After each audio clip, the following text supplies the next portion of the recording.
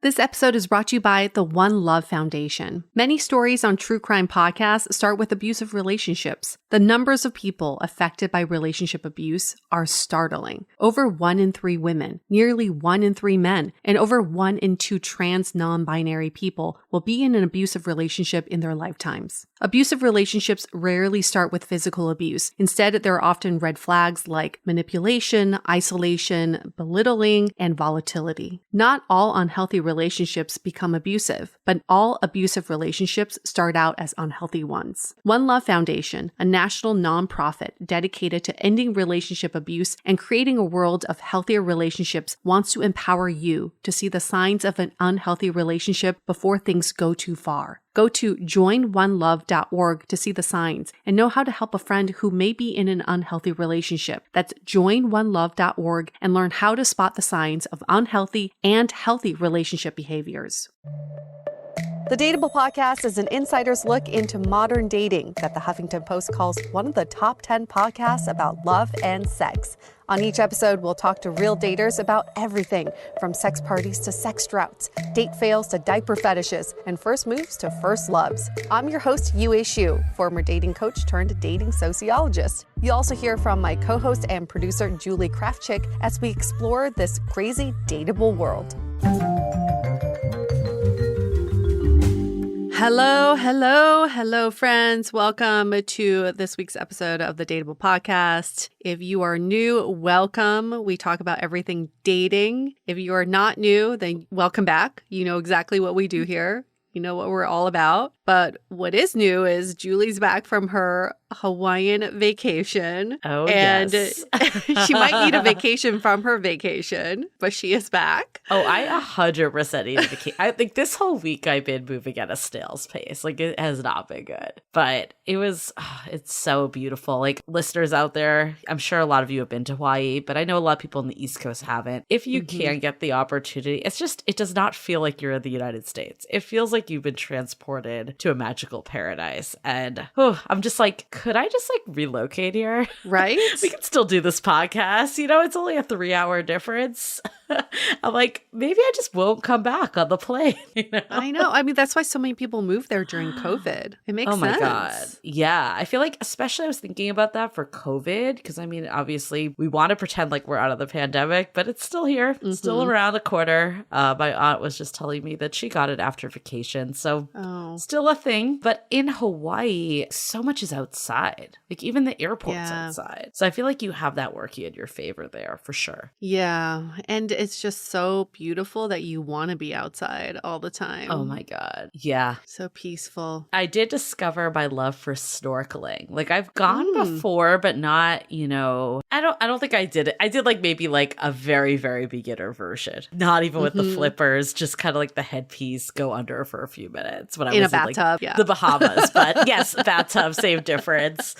But we went 3 times, and one time we actually saw a turtle, which was amazing. But that is, I think, the beauty of relationships is they do push you to do things that you wouldn't normally do. And I do love that about the partnership I'm in is live music. I feel like I've been going to a lot of live music, and I really do enjoy it. And it's not something I seeked out before. And I think snorkeling, if I had gone on this trip with a girlfriend, which I have done this trip, maybe not Kauai, but I did Maui with one of my best friends, and we didn't leave the resort the whole time. But it's it does push you to try different things, and I think that is really healthy in a relationship. We also did a kayak and hike, and then we swam under a waterfall, and the hike was hard. Gosh. But I think that stuff, Paradise. it's really good that my partner pushes me to do more active stuff like that, which is it's healthy. Oh yeah. I mean, that's just so wonderful to create new memories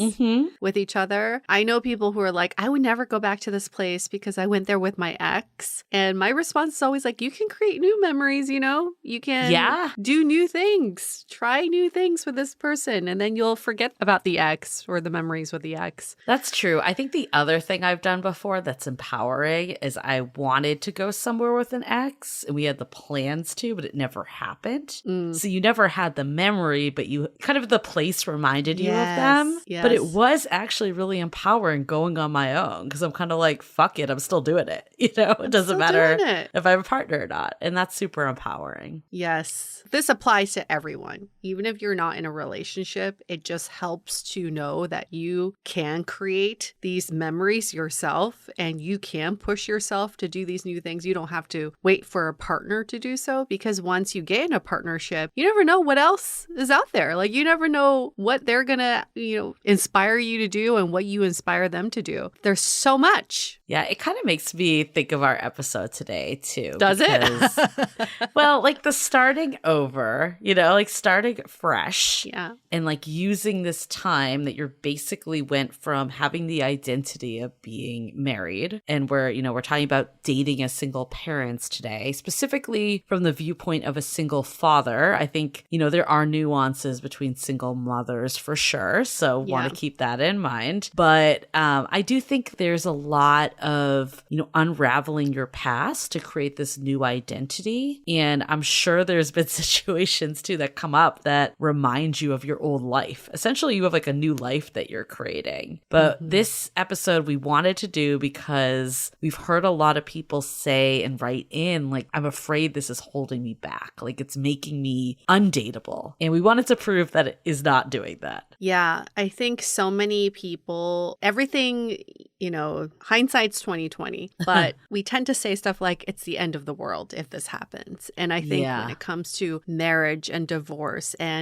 with kids and then starting over as a single parent, a lot of people think it's like, oh my God, end of the world. How can I do that? I got to stay in this marriage just so I don't have to start over. I got to stay in something toxic just so I don't have to start over. And our guest today, as well as millions of other people, will prove that it's never the end of the world. Nothing is the end of the world until it's the end of the world. There is always a place to start, and it's not starting over, it's starting from experience. Yes. And sometimes we really need that reset. So it's not even about like, oh my gosh, I have to rewrite everything in my life now. It's not about that. And you never know what could happen in life. This is why we're always like, you know what? The success metrics of a relationship is not the longevity or that you got married, you got a certificate, you have a ring on your finger. That is not the metric for success. The metric for success is actually your relationship with yourself. Are you kind to yourself after a relationship is over? Are you forgiving? Are you empathetic towards yourself? Are you prioritizing yourself? That's the metric for success. So one of our mutual friends ended a really long relationship, and I remember having a talk with him after this, and he mentioned this book, which is escaping me right this minute, but I do want to look it up and maybe see if they'd be a good guest. But basically this idea that in today's worlds, we're not meant to have one relationship. We're meant to have a series of different relationships, whatever length they may be. Only becomes problematic because we've been taught that we're supposed to have one relationship only, and it's supposed to last forever. But if we accept that, like, maybe it won't, and that's okay, it kind of reminds me too of the episode we did with Dr. Gladys Otto too. For anyone that's going through the trenches of a breakup, a divorce, whatever, like, go back and listen to that episode. Like, even pause this episode and go listen to that one, because that one, even for someone like myself that isn't currently going through that, it was so helpful to reframe that you're just opening the new chapter. How do you keep thinking about it that way? And I like it for someone that feels anxiety around that type of stuff to like think about it now before it's even happening. It sounds weird, but it like does kind of make me feel better that like if something were to happen, I can bounce back. Like you said, the true measure is your own relationship. Our society focuses so much on the beginning and the end markers that we don't focus on the transitional state. And the same goes for like getting the homeless off the street, getting professional athletes after they retire back into the workforce. We just don't focus on transitioning people back. And same with divorces. I've joked about this with my partner's cousin who was going through a divorce. I was like, what if there's a business? It's like a halfway house for people going through divorce. You have everything that you need, the legal support, the emotional support. You can even meet other singles who are in the same situation. And you stay in this house for a few months until you feel ready to get back on your feet. Because we are so focused on like, get yourself out there. There's plenty of fish in the sea. You can do this. You don't need to focus on this previous relationship, but the transition part of relationships is almost more important than the relationships themselves. Yeah. And I mean, you and I have not been married. We have not been divorced, so we don't fully know. You and I are basically married, though. Okay. Well, luckily we have not been divorced from each other yet. But your partner went through this, and you know other people too, from the people I've talked to and members of our community. And I'm sure this isn't everyone. I don't want to generalize. Divorce like stings harder than the average breakup. Like it almost feels like a failure, like the way our society portrays it. And I think some of it's just because there's so much, I don't know, it's almost like you're so in the spotlight with marriage that like you kind of feel like, I don't want to put words in people's mouths. For what I've heard from people, it's like I almost feel stupid that I did this, that it's like this whole like, dog and pony show, and then it's over. Yeah, I think a lot of people would say that. I'm so dumb for even going through that if I knew this would be the outcome. I was also thinking, after stalking someone a few years ago, seeing his wedding video, I wonder how many photographers and videographers have a graveyard of this footage of people who are no longer together. How do you remove it from the internet? Because it's kind of on there forever. But yeah, people have told me that it does sting harder because society places so much pressure on you to make it work. And also you go through so much just to show the world that you're married. Yeah. It's like so shameful. It's so public. Yeah, you could be in a relationship and nobody has to know. But if you're married, apparently you need to tell the whole world, like the New York Times. I still don't understand the New York Times engagement. I don't either. Announcements do not either. Like, why do I need to know their pedigree? Like, this person went to Harvard. I feel like that's so old fashioned. I mean, I definitely remember that from Sex and the City explicitly. Yes. Like, and then that gutting feeling, like when Carrie saw Big and Natasha in there. Yes. Like for all your exes that are just seeing that. Oh my God. What a why? Sucker Who punch. Needs to know? Who needs to know any of that? Why does any of that need to be public? I get that you want to celebrate, but the announcement to the world, to strangers, I will never understand. But the point of this kind of conversation is to say that who cares? Who cares? What society thinks, right? End of the day, it's you and your relationship with yourself. You got to protect yourself. And you know what? You're in the media blip, so-called media blip, for 2 days, and then people forget about you. Right.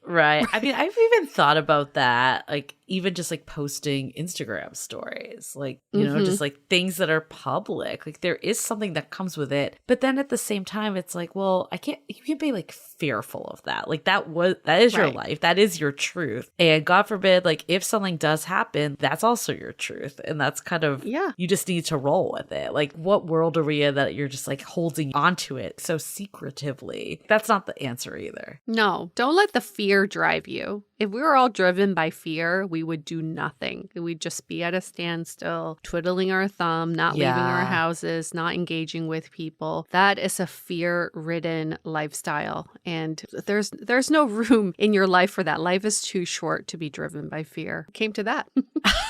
I mean, I feel like that's like the epitome of so many things that we talk about. That is the root of it, right? It's like the biggest danger is not doing anything at all. That's what's dangerous. Go do something, guys. Go do something. Yeah. And you come out ahead, if nothing else. Like we were saying, it's just a new chapter of your life. And even looking at like my past relationships, like they all grow on each other. Like it's hard to see it in the moment, but like looking back in retrospect, I'm sure all of our listeners, if we took a minute to audit our lives, like we could see how like different relationships have set us up for the next one and how we've changed along the way. That's the most important thing. That's the only thing you can control at the end of the day. It truly is. It truly is. Especially when Mercury is in retrograde. You're like, I have no control of anything in my life except for myself and my thoughts. Well, you know what else you can control? 22-day online dating reset challenge. Oh, you knew where I was going with it. You control the dating apps. Everyone always says the dating apps control me, and I call bullshit on that. You control the dating apps. And our 22-day dating app challenge, you've heard us talk about it now for the last month. We started this in the beginning of October. And I'm like, what month are we in? Beginning of October. And the offer will end on October 31st. And cuffing season also starts around Halloween. So that means you got to get on it. This next week is it? Your last chance. Make or break. Make or break. Get you people train for marathons. You got to train for cuffing season. We got the resources to train you for cuffing season. So you win. There's no winning in dating, but you win in our eyes. Yep. Don't you want to go home to Thanksgiving, tell someone about the new person in your life? Or maybe you get so confident from it that you're just like, fuck it. I don't need to impress anyone. That's also a side effect of this.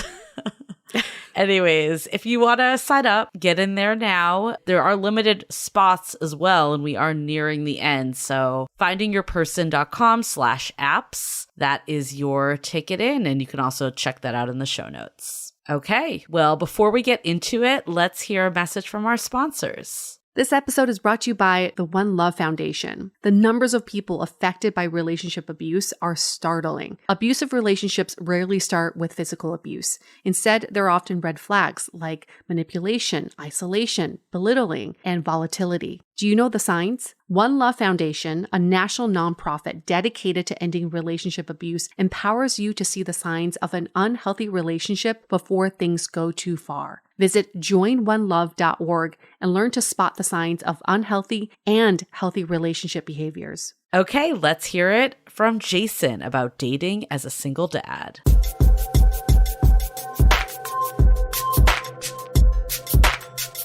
I think we've all had that moment in dating where we raise our hands up and we say, I'm done.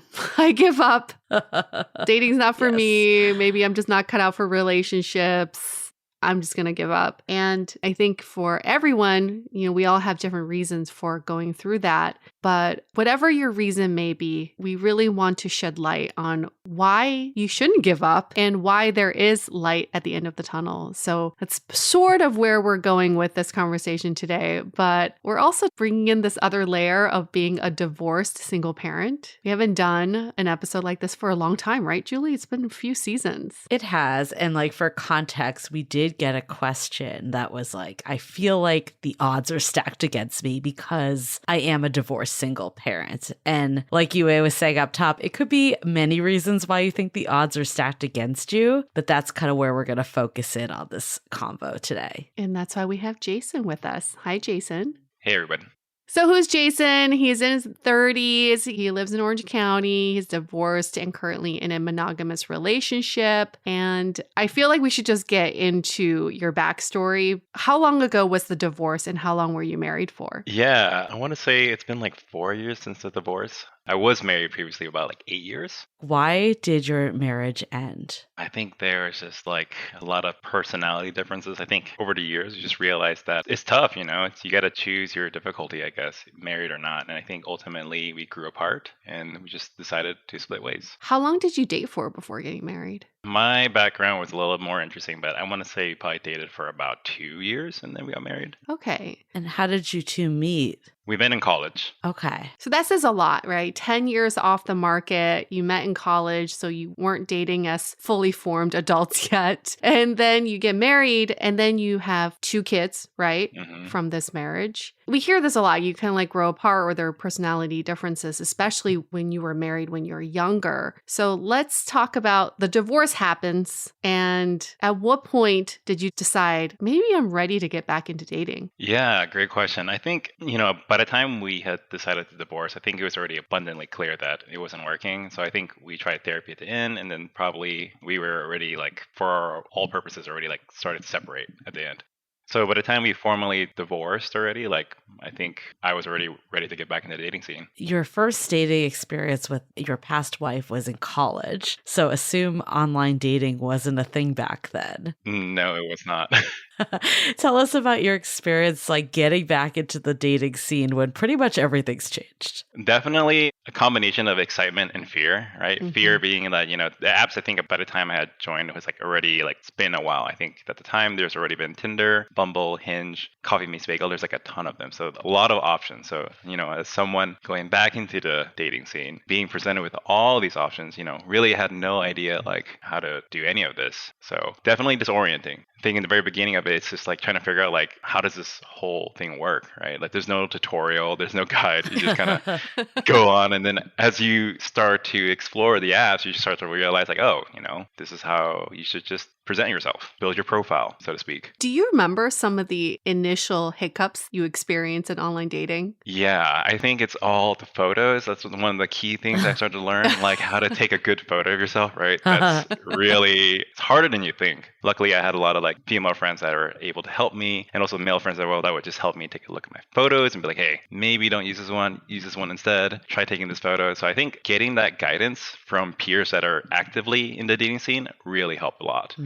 And then if you guys use Hinge, right, there's like a lot of the prompt and everything. That just required like exploring pretty much how to describe yourself best. And it's funny because the dating app and building that profile was a great way to actually just even to get to learn more about yourself. So yes, kind of a cool effect. You know what's interesting is like in our Facebook group, we have a lot of divorced people in there. And, it's almost like fish out of water, getting into the dating scene, even though there's probably a ton of a relationship experience. The whole dating scene has changed dramatically. What do you think is like the biggest surprise or thing that you learned when you were actually actively in there?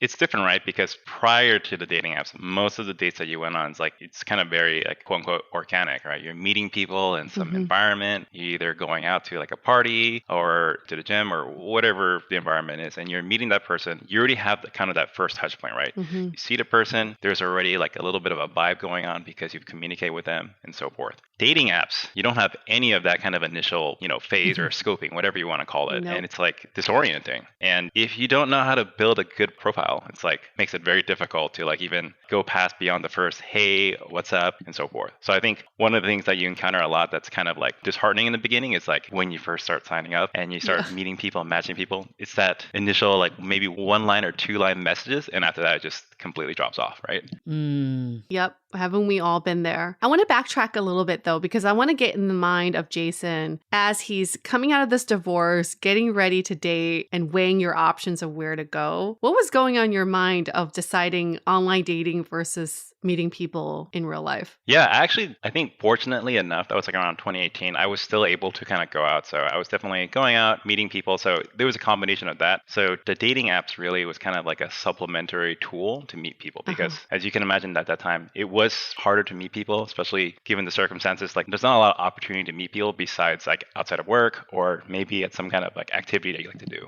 Right. And I know you mentioned that you were excited to meet new people. You were kind of ready to date. What's going on in your mind during all this? You signed up for these apps. Like, was it all positive? Was it mixed emotions? Were you just like, what the fuck am I doing? Like, what was going on in your mind at the time?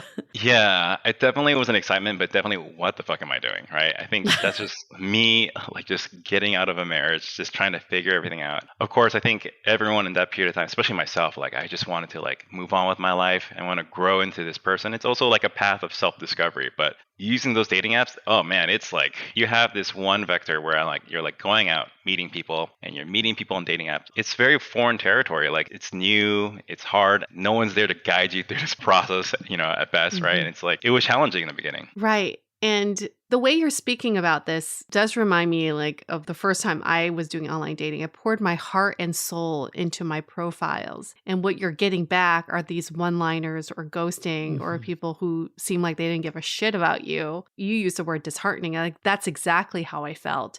So what kept you going despite these experiences? Yeah, I think after a while, you just kind of just starts building like this resiliency to it. Maybe another way to call it is like you're kind of normalizing this kind of behavior. I think at the time when I was going through it, like definitely had a few like situations where it's the first couple ghosts. You're like, okay, this is how it is. Maybe in the beginning, you're like, hey, is there something wrong with my profile? Am I not presenting myself? Am I missing some sort of like etiquette process here in the online dating app that I'm not following, right? Eventually, you just come to just understand that that's just kind of like how the apps were. And I think after having gone through a couple matches and even some first dates, you realize like, hey, this is just the way it works and it's totally fine. And I think after a while, I just started building an acceptance to this new dating environment. Back to kind of the top line question that came in was this feeling of being at a disadvantage because dating, having kids, did that ever go through your mind or were you kind of like, this is how it is for everyone? Oh, yeah. Definitely in the very beginning, I was like really concerned about that, right?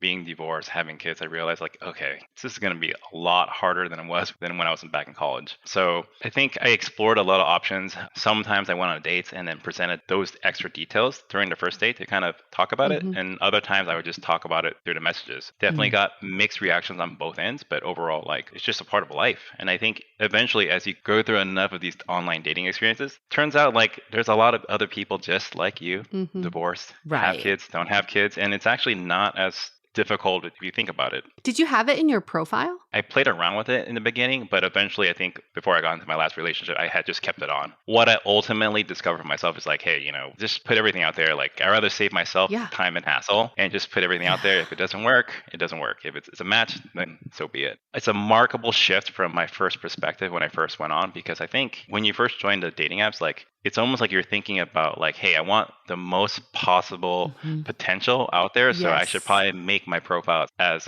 nice as I can because I want to find my match, right? And I can, if I do that by expanding my net, perhaps they're going to be better odds. Turns out, I think just by narrowing the net, it's like you have a better odd of finding someone that's a good fit for you. Totally. That's such a good insight. It's funny because I am remembering this time where I went on a date with a guy and we actually matched on Hinge and Bumble. And on Bumble, he said that he had kids and was divorced. And on Hinge, there was no reference of this. And I started talking to him on Hinge. And, I think there might have been a subconscious bias on Bumble, or I just didn't see him on Bumble. I don't really know the full backstory of it. But we actually went on the date and he never brought up kids and a family ever. What? Yeah. And I only knew because of Bumble, but we weren't having a convo there. And, we didn't end up dating for many reasons outside of being divorced and kids. It really didn't come down to it. But I did find it odd that it never came into convo. Like, was that something that you would talk about on dates? Or did you have situations like that too that you didn't bring it up? Oh, yeah. In the very beginning, I definitely felt like the whole conversations. It's like this kind of like art of like trying to like get into the vibe and the chemistry of the dialogue to bring it up as like organically as possible, right? So going back when you're first coming out of divorce, I think it's fair to say everyone that goes through a divorce, like your self-confidence is beaten a little bit. And then I think a lot of times you kind of just treat that status change, if you will, as kind of like something that's kind of like holding you back, holding you down, or just a way to label yourself. I definitely remember our first couple of dates, I would wait for the opportunity to bring it up if I felt like it was a good time to bring it up. But definitely it wasn't like something I wanted to immediately like go straight into, right? I think eventually after having done a couple times, you start to realize it's just like, that's not really just your core identity, right? You're not a divorced person. I am still Jason. I still have my personality, who I am, my interests are. It just so happens that this is just the life path I took. But it definitely took a couple tries to finally have that self-discovery. Do you remember like a defining moment for this to happen? Because I just think about daters. There's already this feeling of like, am I deserving of love? Is dating the best route for me? Am I doing the right things? And then you add the layers of a divorce and then having kids. I'm sure it can do all kinds of shit to your ego. So did you have a moment during this process of self-discovery where you're like, actually, no, all of that's just a limiting belief? Yeah, I mean, I think when it started to really change for me is like once you start meeting people, like there's a lot of different criterias for people to like want to get along. That's the whole chemistry angle. It's not just about whether or not you have the same life experiences or you have the same hobbies. Like there's like this, it's not a real science. It's actually more of an art. And I think after a while you realize like, hey, just be yourself, right? I know it sounds a lot simpler and I think it takes experience to understand that, but like these are just facets of your life. And I think if you can bring it up succinctly to the person you're matching with, the end goal really is just like trying to find that person that could become your partner. And I think in order to do that, there has to be kind of this like sincere look at yourself and presenting to the other party who you are and just accepting the fact that, hey, this could be a match. And if not, that's okay too. Did you find yourself like seeking out other people with kids, or were you kind of open to whatever? You know, that's a great question. I think it initially started, I was like really open to anything just to see like what's out there. But eventually, later on in my dating career, I think I was more interested in finding someone else that was also divorced and have kids. And I think, you know, let's say that match goes somewhere and turns into a relationship, right? There is a kind of an ease of mind to know that there's somebody out there that kind of understands your experience, right? Because it's not just at this point, you're dating other people with kids. They understand there's like a whole scheduling thing that we had to worry about. Your ex-partners, making sure everything works out. Yeah. So I think definitely I had a leaning towards at the end, but going back to the whole labeling thing, right? You go from this thing about talking about yourself to like, hey, I'm divorced, I have kids, like making that like the key artifact of your profile, right? I don't think that's a great approach from personal experience. And so what you end up learning to do is how do you present yourself like as a person with these attributes attached to you? Right. I mean, I totally hear what you're saying, but I think from the other perspective too, like I remember going on a date and the person dropping on the date while I'm already there that I'm his first date in 12 years because he's just exiting a divorce, basically. I think some of it has to do with time, because I think from that perspective, it can feel a little scary to the person on the receiving end. Like, is this person ready? Is their divorce finalized? Are they going to go back to their ex? How do you think like this changed for you from kind of when you first got out there after divorce to maybe, you know, some months had gone by? Most of the new dating etiquettes I think I learned from my peers, but you've learned eventually like the ghosting thing doesn't feel very good. So you try your best not to do that. Of course, not necessarily an etiquette, but I think a best practice, right? It's like how to build a better profile. Right. Going back to the whole labeling thing, right? You go from this thing about talking about yourself to like, hey, I'm divorced, I have kids, like making that like the key artifact of your profile, right? I don't think that's a great approach. Right. In all forms of dating, right? You want to get to know the person. So I think eventually what I ended up doing is just coming in, but I was able to get to that first date face or even on the online chat, just to get to know the other person. You know, whatever background or baggage, as people like to call it, you have, not a big deal. It's really about understanding you as a person, your personality, what your interests are, and, you know, whether there's alignment there. And if there is, then we can keep going and talking about the other logistics, if you will. Logistics. Love that. And did you have a rule of when you introduced the kids? Ooh, yeah. The kids, they would know about the kids early on, but there's only one person, and that's the person I've been with that's met the kids. So my ex-partner and I, we had a rule pretty much. If we were to date, like for them to meet the kids, like this relationship would have to actually go somewhere to a certain point where it's like, hey, this isn't just like a fling. There's like something here. So if that were the case, then hey, then we would be open to that.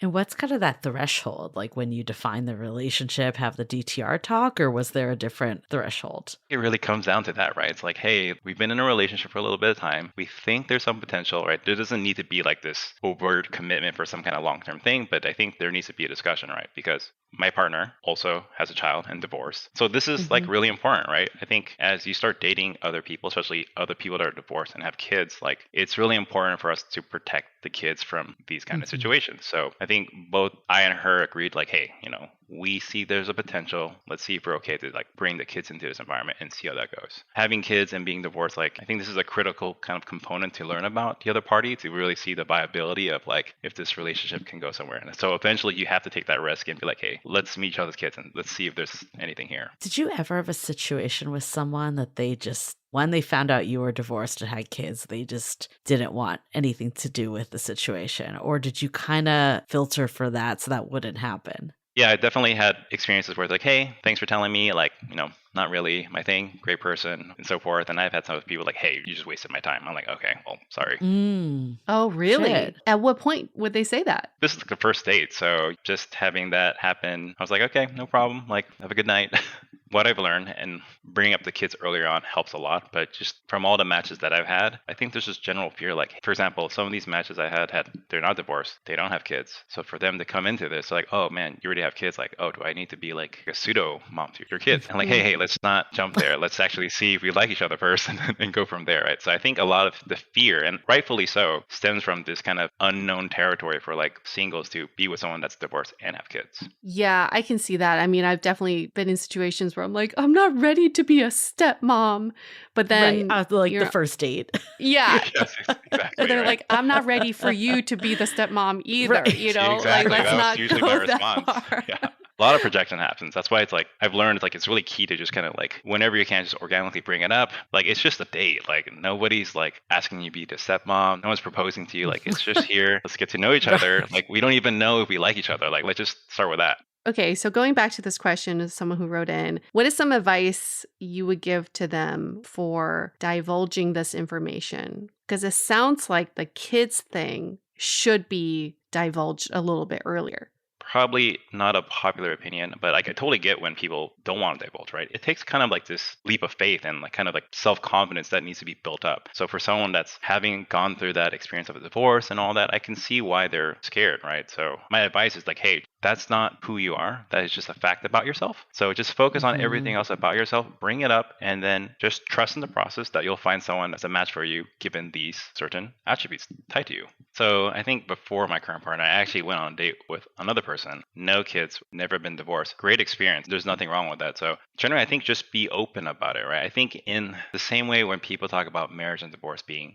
choosing your difficulty, I think the same goes with dating, right? Like you can date someone that's single, that doesn't have kids. There's a difficulty inherent with that, right? You got to explain to the person, educate them on the experience, right? Alluding back to the whole, oh my God, I'm not ready to be a stepmom situation, right? It's like you have to be like, help educate them, like, hey, don't worry, like that's not what this is. Like, let's just stay and focus on that. In the same way with dating with someone with kids, like we still have to work out scheduling and everything, but life's kind of like hard to predict. So you never know who that other potential partner is. So I personally feel like you should just open up, cast that net wide, and just find and see what works. When we're talking about what that experience is like dating someone with kids, can you give us a glimpse into what that is like? I understand the scheduling and all of that.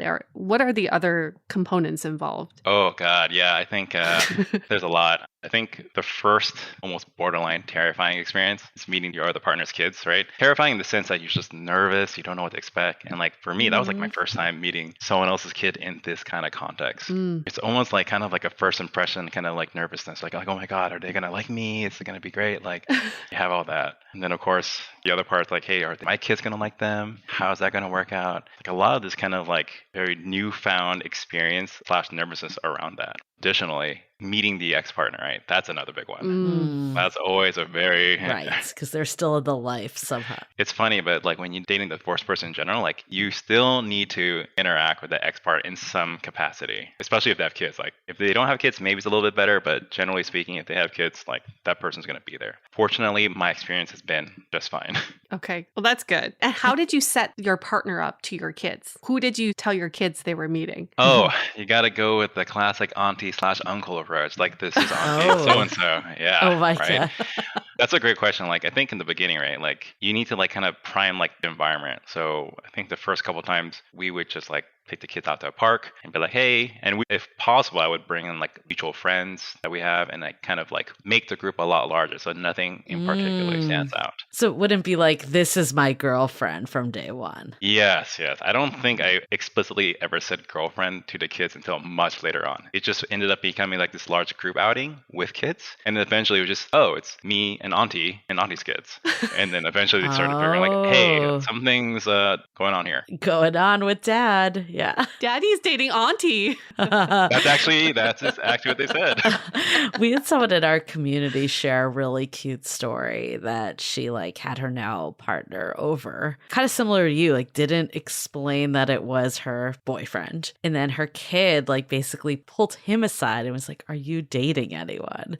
Like you'd be perfect for my mom." And then he basically was like, "Well." Yeah, it's like, oh, think about it. Kind of already is happening. Yeah, exactly.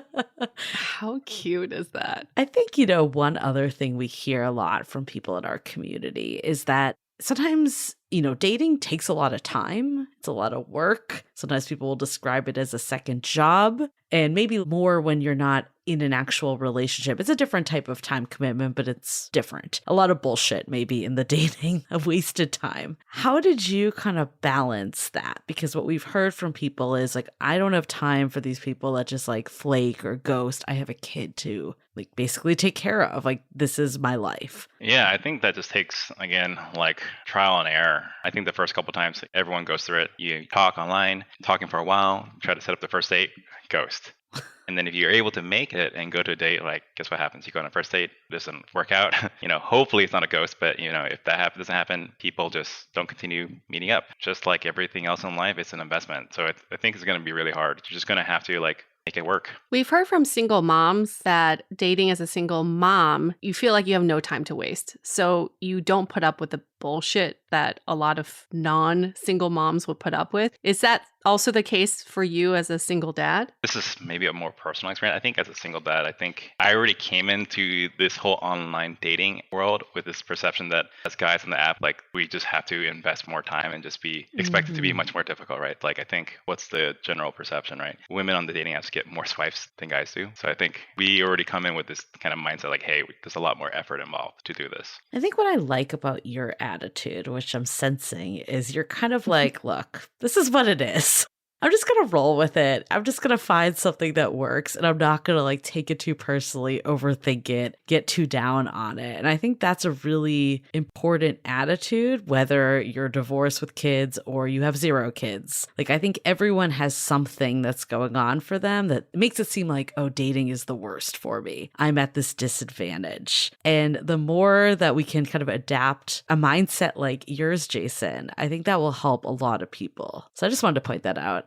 Oh, thank you. Yeah, I mean, it definitely took a lot of time to get to this point. I will say, like, thanks to online dating, I actually got to know myself a lot better, and then eventually just realized, like, you're trying to find a life partner at the end of the day, right? Or someone to like spend time with, or so forth, whatever your angle is. And I think in that process, you just have to accept that this is just a natural part of life, and you're trying to avoid, being matched with someone that it doesn't work out. So I think it's okay to be patient. It's okay to take some time and put a little bit of effort to see what match. And if it doesn't, that's okay too. That's a really good perspective. And I feel like maybe that is why you're kind of like letting this stuff slide a little more. Not slide and like not holding people accountable, but it's kind of like, look, I want to make the right decision, a good decision here. And we can blame online dating and dating apps for all this stuff. But then we talk to people that kind of abandon ship on them and they go on like 1 date a year. And it's like, well, how do you learn what's a good fit for you? Like, that is the benefit of dating apps. As someone that also met their partner on dating apps, very pro dating apps, but it's, especially I could see as someone that's divorced, has kids, a lot on their plate, like you can't be in social settings 24/7 where someone may or may not be like an eligible prospect. Yeah, I think, that experience with online dating actually really just helped hone in on what you yourself is looking for and what you can need in your life, right? So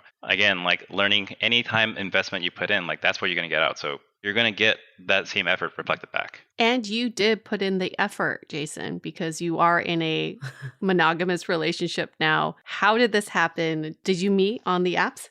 Yeah, we met on the apps. This is post-COVID too, right? So, oh man, definitely a lot of time to work on some prompts and try to find my best photo. Getting the tribal help, right? As they say. Probably one of my best experiences. I was using Hinge, by the way, if that helps.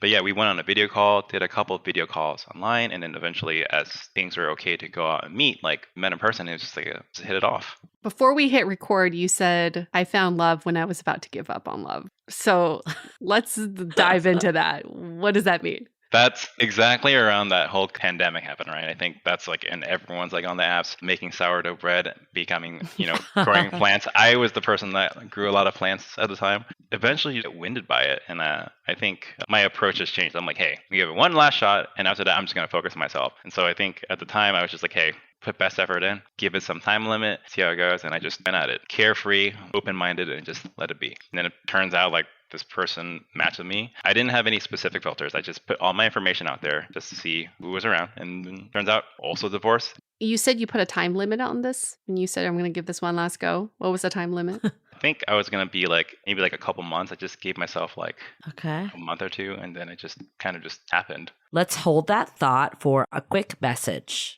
This episode is brought to you by Drizzly. Community is always worth celebrating. The same goes for the businesses born within them. And with Drizzly, the #1 app for alcohol delivery, you can find the biggest selection of Black-owned and women-owned beer, wine, and spirits brands. Then get them delivered in under 60 minutes. Now you can sip with purpose and explore brands that are shifting an industry while amplifying voices often left unheard. Find your new favorite drinks while supporting the diverse stories that make them great. Make your memorable moments even more meaningful by choosing brands with intention. Show your support and raise a glass to the spirit of representation and belonging, all while discovering incredible drinks with stories worth celebrating. Just download the Drizzly app or go to drizzly.com. That's DRIZLY.com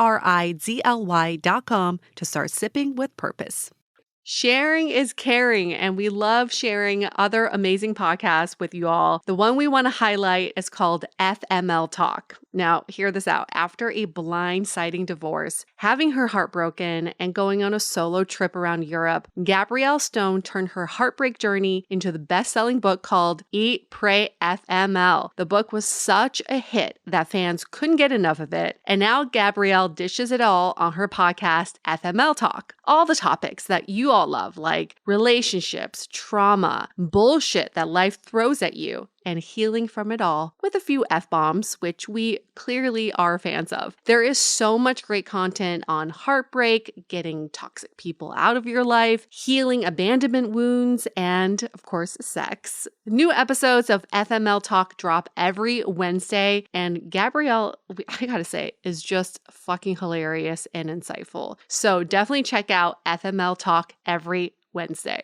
We are stoked to bring back our 22-day dating app reset challenge just in time for cuffing season. How many times have you uninstalled and installed the apps? How do you know if your profile is doing you justice? Are you frustrated by conversations that go nowhere? Do you sometimes think dating apps are out to get you? Yeah, you're not alone, but online dating doesn't have to be this way. Through our 22-day dating app challenge, you will learn tactics that will help you break through the BS and find incredible partners through the app. We are on a mission to make online dating work for you, and that takes consistency and accountability. Every day for 22 days, you will be given facts, hacks, tips, prompts, and tasks to help you slay online dating. In 22 days, you'll be using the apps like you've never used them before. This dating reset also comes with a comprehensive dating profile review from us. We are about to enter the busiest dating season of the year, so we want to see you thrive during this time. We are offering this for a limited time, only from now until the end of October. For just $122, you'll receive this completely self-guided 22-day challenge, as well as a comprehensive dating profile review from us. This is an incredible deal because just the dating profile review alone is worth $100. To sign up, just go to findingyourperson.com/apps. Again, that's findingyourperson.com/apps.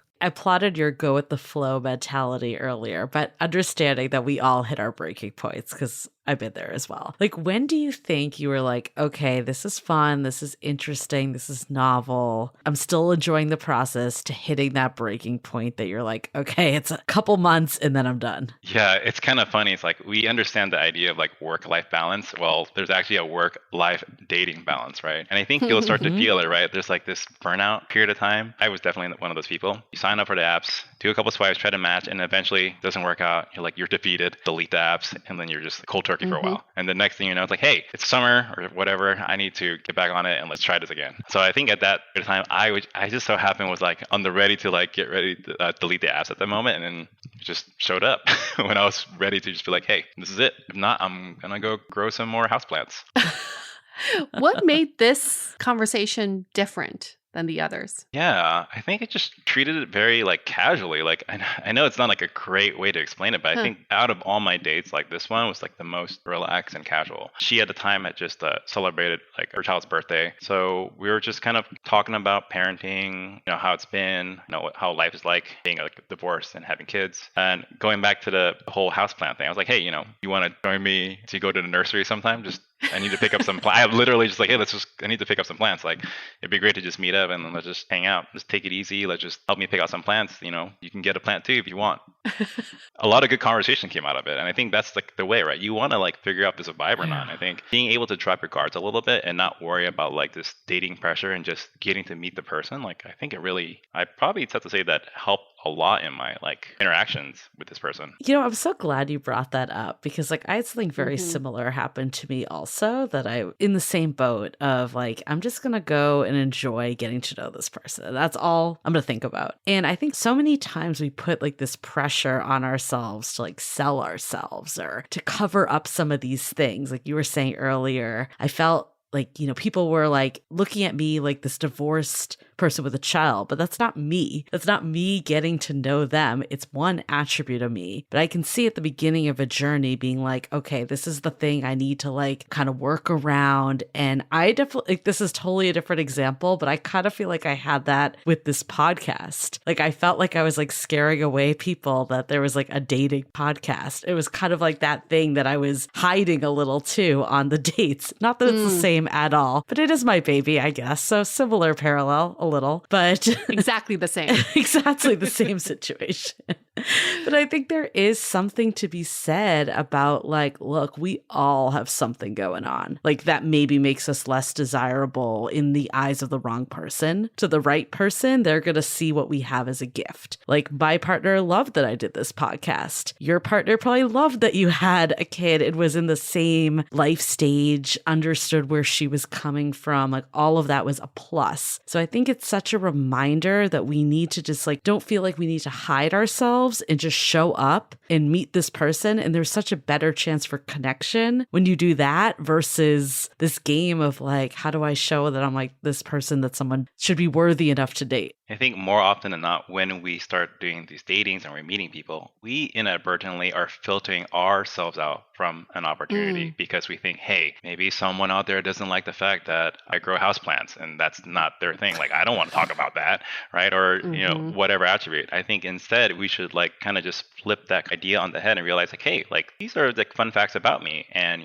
I'm going to attract the right individuals that like that and they're going to come towards me and then there's going to be an opportunity. Definitely much harder to do in the beginning. I think after time, you just start realizing, just be yourself and realize that, hey, these aspects about you will bring the right person in. That's such a good reminder for all of our listeners too, because we often talk about these first initial dates and not making them so different from your daily life. You went to the nursery because that's what you do. And what we're doing in dating, aren't we just trying to get into a relationship where we're going to eventually end up going to the nursery, picking up houseplants together anyway? Right. So why even front in the beginning and be like, oh, elaborate dinner, elaborate show, elaborate this, when you're trying to find someone to do life with and do these everyday activities. Now, not saying not putting effort into those first couple dates, but I do appreciate the sentiment of just keeping it casual and authentic to who you are. Yeah, I think that's a great point right there. I think definitely my first couple dates when I went on, I think everyone's gone through, right? Like you meet up for drinks,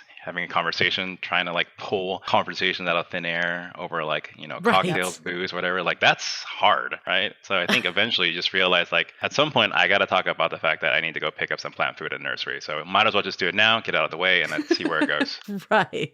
And the bigger things too. It's not like you can hide the fact that you have children, nor should you ever hide that, right? That is a huge part of your life. And I really when we did get that email in, I think that was such ammunition to do this episode. Because we're we never want someone to feel like they have strikes against them because they have children and got divorced.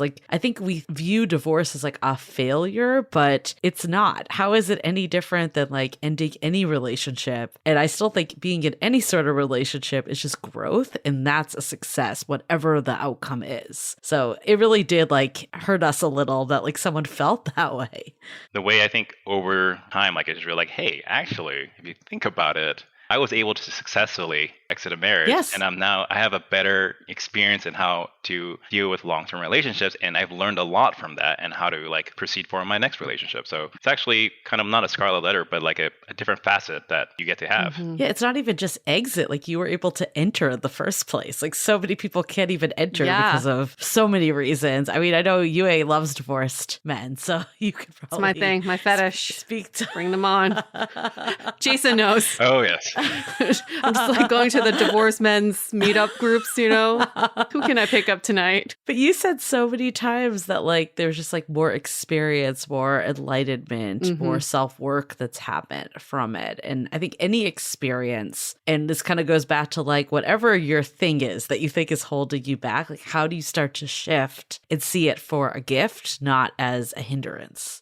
I think honestly, it takes time, right? And you hear this a lot, but it takes a lot of healing too. I think after a while, like you just have to learn to understand who you are, especially from a divorce angle, right? I think the first step is forgive yourself for failing a marriage. I think that's a big one. And then just learning from that and healing from a lot of the hurt of that experience. And then really see it as an opportunity to get to spend time with yourself, right? Going back to like building my profile, like that was a great way for me to like really like understand like, hey, who am I? Like fun fact prompts on like Hinge is like, what is a fun fact about me? It's like, oh crap, like before meeting my current partner, like it helped me build a relationship with myself first, ironically. That's such a good perspective. Looking at dating as a way to heal and as a way to explore who you are versus seeing it as a chore or as a burden or as a way of knocking you down. For the person who wrote in this question, maybe that's a really great perspective to adopt is how can I see this as more of a healing experience? They always say that we're healing from previous relationships in our current relationships, right? So your current relationship with yourself and dating is the time to heal from that previous relationship. How long have you two been together now? We should be approaching our 2-year mark soon. Okay. So you had 2 years of being single before getting into this relationship. What do you think had to happen for you in those 2 years for you to be ready and open to receive this current relationship? Everything the online dating apps had to offer. The, the matching, the non-matching, the ghosting, the, the dates that go well, the dates that don't go well. All of those experiences, both positive, negative, like really kind of just set me up for success for this relationship. So I think you just have to kind of go through those trials and tribulations, if you will, of what that experience is. This approach I didn't just come out of my divorce like, oh God, like, hey, like, let me just keep it casual. Like it took a while to get to this point. Like the very first couple like years of those dating experiences, I was like, oh man, like what's wrong with me? Like no one wants to date like a divorcee with 2 kids. Like what do I do now? It's like, should I just be a monk or what's going on here? Right. So for anyone that's you 4 years ago, back in the dating pool after divorce, whether they have children or not, what's some advice you'd have for them? Go on the dates, take it easy and be relaxed. And if you can't find a date for like, let's say you have a free weekend, Friday night, you don't have the kids, or if you don't have kids, you're just by yourself, take yourself on a date, right? It's kind of funny. Master date. Yes, exactly. Like I think that period of time, I got pretty good at just going out to the bar by myself and not even having to go and chat people up. Like, so one of my things I would like to do is like either go to a restaurant. That's like really hard, by the way. Going to like a nice restaurant, eating by yourself, having the meal, trying not to be on the phone and just enjoy that experience. And then of course going to the bar, talking to other people. Doesn't have to be what you're looking for. Just chat up with like people next to you and just have a conversation. I think once you feel comfortable in your own skin, I think that's going to really help you like get into the next phase. And then for anyone who's at a low point, let's say they hit rock bottom in dating, so ready to throw in the towel, what would you say to them? Take some time off, relax, go take a vacation, enjoy yourself, right? I think give it a second. Don't beat yourself up too much for it, right? I think once you've taken that time to refresh, come back into it. No different when you're going to work and you're burned out at work and you need to take a vacation. It's the same exact thing, right? You need to, just the way we look at work-life balance, you have dating versus single life balance, right? You just got to refresh yourself, come back with a fresh perspective, and if not, take a break and come back when you're ready. Well, thank you so much, Jason. This has been so eye-opening. I mean, I think I have a few main takeaways. I think the first is, how do you start to enjoy the experience as much as possible? So much of what you said today, and this doesn't mean that you're not going to have any of those low moments. You said that you had a few of them. It's not saying that you're not human, but how can you start to look at dating as, getting to know yourself better, all of it building on one another to finally get you to the place that you want to go? It's such a better outlook, and just the reframe of what dating means, what being divorced means. You said about this is not who I am. This is one piece of my story. That's so important to remember, regardless of what your thing is that you think is holding you back. It is not the whole story of who you are as a person. So I love just a lot of the reframing that you were able to do. And the other thing that stood out to me was choose your hard. We hear that so often is there's always going to be something that's difficult. It's up to you to decide what's the part that's worth it to you. Look, dating is hard. Relationships are hard too. They're just a different type of hard. And I love the part when you were talking about look, you can date someone that's in the same stage of life as you, that you might have more logistics that are hard, or you can date someone that has no idea where you've been, which is also going to be hard. So there's no right answer. I think everyone has to do what's right for them, but just know that whatever you do, there's not going to be one easy way. And so often we don't want to do anything because it feels too hard, but even doing nothing is actually choosing your hard, because then you're just complaining about nothing happening. So I love that takeaway as well. And when you're choosing your hard, you narrow the dating pool. I love what you said up top. You were creating a profile to catch as many people as possible into your net, and you realize the goal is actually to narrow the pool of people who are suitable for you. And sometimes we do hear this from our daters. It's how do I create a profile that can appeal to most number of people and get the most matches? Well, you're not trying to find and date and be in relationships with 1,000 people. You're just trying to find one, or maybe sometimes 5. But there's no point in holding back the parts of yourself that are important just to appeal to the masses, only to quote unquote disappoint them later, right? So narrow the pool. It's not a numbers game. I like the second takeaway of putting you at the forefront of dating and that experience. Yes. Full dating journey of thinking about, what am I learning about myself? It's funny that you said the intake, or at least the prompts on dating apps, was therapeutic, because if you think about it, they are kind of like therapy intake forms. It's very similar. It forces you to think about yourself. So what a great way to think about online dating. Hey, this is just like therapy for me. My very last takeaway is something that you said recently, Jason. I don't know, towards the end. You're like, well, I sound very chill and casual right now, but I wasn't always like this. And this whole time, this whole conversation, I was like, God, he sounds so chill. Was he always like this? Was he born like this? But you're talking as the current you and not you 4 years ago. So if we can all, when we're stuck in a rut in dating, if we can say, when I get out of this rut 2 years from now, 3 years from now, how would I be? And what would I say to myself right now? Because the chill Jason can look back to the not so chill Jason 2, 3, 4 years ago and say, listen, buddy, just chill. Your person's out there. We can be casual about this. It's not that serious. Don't Enjoy need to your rush life. it. Yeah. Don't rush it. Find yourself. Make this a therapeutic experience. Go find yourself. Go take yourself out to a nice dinner, Jason. It's so much harder when you're in it, though. So much harder when you're in it. So definitely not minimizing, because I think I feel that way too. But it is a really good reminder, because there is, something called the present bias, where we only see what's current day. In the future you, it almost feels like a different person. So it's really hard to imagine what that life is going to be like for you. But I love that idea of doing this exercise of what do I want my future self to tell me once I've got everything figured out? Wonderful. Jason, any other last words of advice for our listeners? Yeah. When you're going on dates, sometimes we're just always focused on finding that person. Also realize that other person, and you could potentially find a friend, and that's okay too. Yeah, that's a really good point. I love that. Thank you for this conversation. And thank you for the person who wrote in with this question. I know we were overdue for having a conversation about divorce and single parenting and dating as such. So thank you, everyone, for contributing to this episode. We're going to wrap this up. But before we do that, we always like to share the love. And the way you can share your love with us is by giving us a rating and review in Apple Podcasts, 5 stars, leave us a little love note. We really appreciate that. Because of those reviews, we can act on your requests for content like this interview with Jason, right? The more reviews we get, the more we can act on the requests that you all put in. So thank you. Thank you. Okay, wrapping this up. Stay dateable.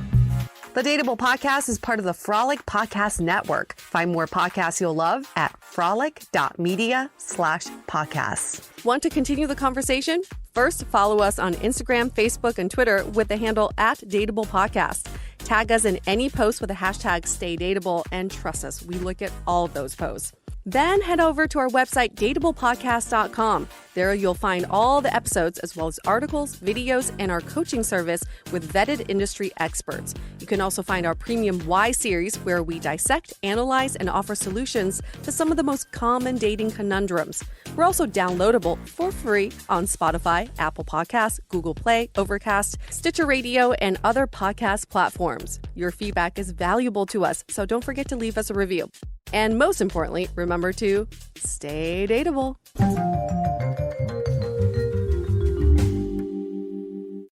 Are you ready? Amazon Warehouse Hiring Day is coming on October 26th. Amazon will host live hiring events in your city to showcase all the reasons why this Amazon warehouse is the place to work. Things like competitive pay, great benefits, and so much more. Drop in for some swag, bring a friend, and you could even walk away with a job. To find an Amazon Warehouse Hiring Day event close to you, visit amazon.com/hiring day. That's amazon.com/hiring day. Amazon is an equal opportunity employer.